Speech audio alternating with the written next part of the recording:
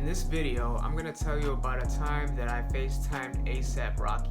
Hey guys, what's up? My name's Mike, and I wanted to start this video off by telling you why I wanted to start a YouTube channel in the first place. And I feel like I have a lot of interesting stories to tell, and I can make a lot of content off of that, and also making vlogs. So if you like my content, please subscribe and stay tuned for more videos. So you're probably wondering how a regular guy like me talked to ASAP Rocky. And to start off, like around 2015 is when I started collecting archival Raf Simons clothing. So pretty much around 2016 is when I started accumulating a really nice collection. And then I got noticed on Instagram. And eventually I got followed by one of ASAP Rocky's close friends and one of the founders of the ASAP mob, ASAP Ills. And he pretty much messaged me every day trying to get a piece from my collection. And nothing really came of it until I went to New York with my family. And we were just visiting and we went to Yonkers. And then in my free time, I would just take the train to Soho. And then I would go travel around, go to different stores, go thrifting. And then eventually I met up with one of my friends that I had met on Instagram. And I didn't know that that friend was friends with ASAP Ills. So ASAP Ills managed to track me down somehow. I don't know how he did, but yeah, he did. And so pretty much he FaceTimed the friend that I talked to, and then he managed to convince me to sell him one of the pieces that I had. So the next day he bought me an Uber, and then I went to his apartment in the Bronx, and there we pretty much chilled, and then he smoked me out, and then we just talked about fashion, and then he told me a bunch of interesting stories, like one story about how Rihanna got interested in archive Raf Simons thanks to her friendship with Rocky. And he told me a bunch of other cool stories as well too. And then we were just chilling, and then he also like played some unreleased Playboy Cardi too.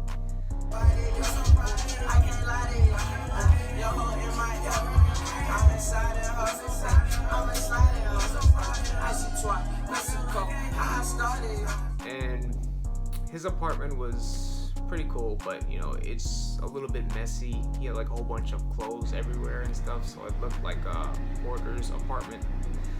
And I pretty much brought one of my pieces with me, and the piece that I brought was a very rare piece from Raf's Autumn and Winter 2005 to 2006 collection called History of My World. And the piece itself is a wool crew neck with patches sewn on the sweater, and it has different motifs on it and some obscure references. Like for example, one of the patches on the sweater is a picture of a girl with a scythe, and she looks kind of like the Grim Reaper, but that reference is from an obscure horror film called Fascination. And yeah, Raf is pretty much like known for using these kind of motifs in his clothing, and I think that's like one of the reasons why so many people love his work and so many people appreciate it. And that's why like Ills like pretty much tried so hard to get in contact with me, because he knew that I can get the pieces that he wanted, because I had like a little bit of like a talent for finding these kind of pieces. Like I would go on eBay or Yahoo Japanese auction, or even I used Grailed sometimes when back when they were kind of still starting out and stuff. After we chilled, I sold him the piece, and he even gave me like a V-Lone hoodie as like a thank you for selling him the piece. And after that, we exchanged numbers and we became cool. And then once I returned back home, he would FaceTime me, and then we'd have random conversations, you know, like friends do. And then one day, he FaceTimed me out of the blue, and then I wasn't gonna answer it originally, but I ended up answering it anyways. And luckily I did too, because I didn't know he was with Rocky at that time. So when he FaceTimed me, he was like, "Yo bro, what's up?"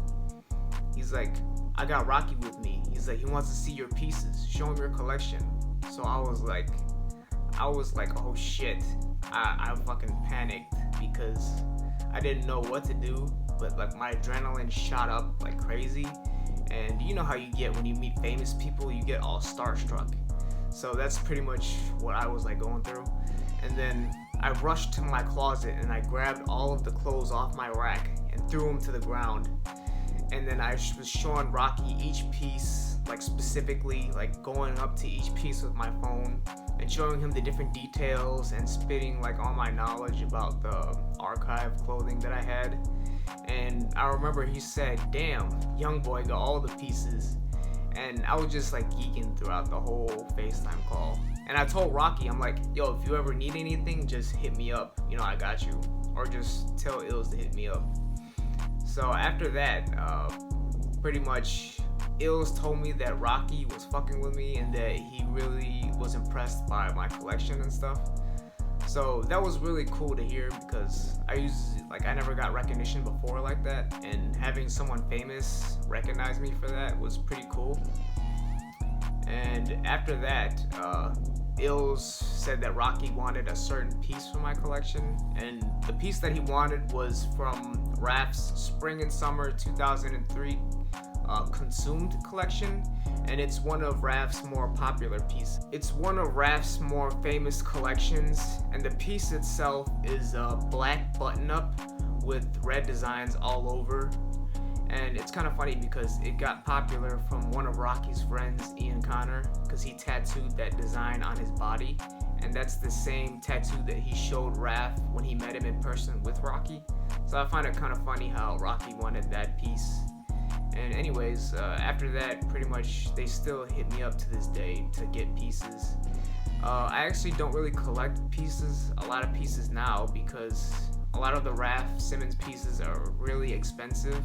Like they go anywhere from like $1,000 up to $5,000. And there's even one piece in particular, which is a bomber that has patches on it, that costs like $50,000, which is insane. So I try really not to collect much anymore unless I can sell some pieces that I have to get money for it. But anyways, that's pretty much it for the video. If you enjoyed the video, like, comment, and subscribe. I'll be coming out with some more content. I'll try to stay consistent with the uploads. I have some more ideas for videos. Like for example, I have one story about the time that I made a pair of shoes for Shane Gonzalez, who's the creator of Midnight Studios. And also I made another pair of shoes for Luca Sabat. And I can actually show you like what one of the shoes looks like. And this is one of the shoes that I made. It has a different design on each shoe. Yeah, so that's it. I hope you guys have a nice day, and peace out.